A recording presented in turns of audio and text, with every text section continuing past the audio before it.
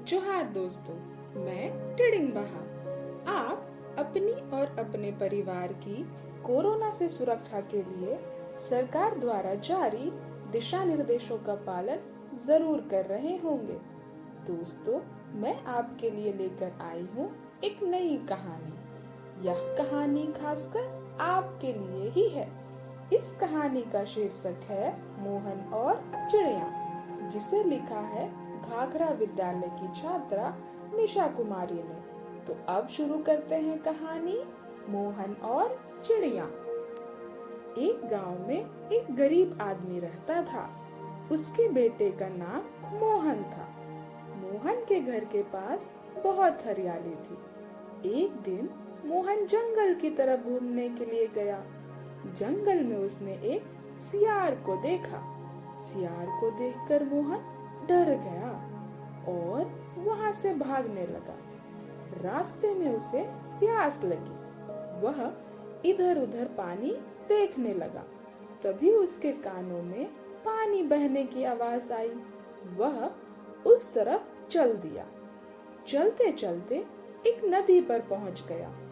नदी से पानी पीने के बाद वह एक पेड़ के नीचे बैठकर आराम करने लगा और इधर उधर देखने लगा। तभी उसे एक बहुत ही सुंदर लाल रंग की चिड़िया का बच्चा दिखाई दिया।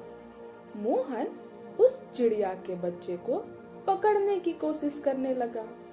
तभी उसे उसके पिताजी आते हुए दिखाई दिए। मोहन ने अपने पापा से पूछा, आप कहाँ जा रहे हैं? उसके पिताजी बोले, तुम काफी देर से घर से निकले हो। हमें चिंता हो रही थी, इसलिए मैं तुम्हें ही खोजने आया हूँ। तुम कहाँ थे और यहाँ क्या कर रहे हो? मोहन ने कहा, मैं जंगल घूमने आया था। मुझे बहुत जोर से प्यास लगी थी, इसलिए मैं नदी पर आ गया।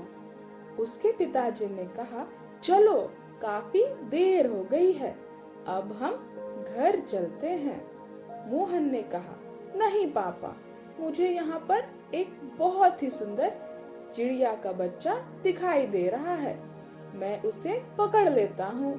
उसके बाद हम उसे अपने साथ घर ले चलेंगे। मोहन को पिताजी ने समझाया कि बेटा, यह चिड़िया का बच्चा अगर हम इसे पकड़ लेंगे और अपने घर ले जाएंगे तो इसके माता पिता बहुत ही दुखी हो जाएंगे। इस बच्चे को भी उसके माता पिता की बहुत याद आएगी।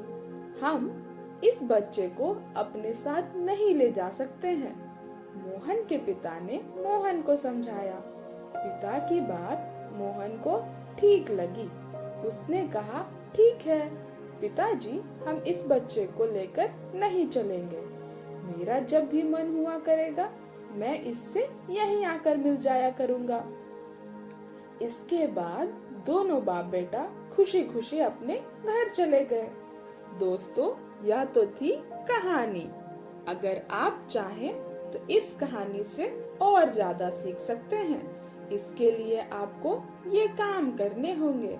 पहला, इस कहानी को अपने माँ, बाबा और भाई बहन को सुनाएं। दूसरा, कहानी को अपने शब्दों में लिखें और दूसरों को पढ़वाएं। तीसरा, कहानी के पात्रों के नाम और नए शब्द लिखें। चौथा, कहानी सुनकर चित्र बनाएं। बहुत बहुत धन्यवाद दोस्तों, इस कहानी को सुनने के लिए। मैं कल फिर आऊंगी एक नई कहानी लेकर। आपकी दोस्त टिडिंग बहा।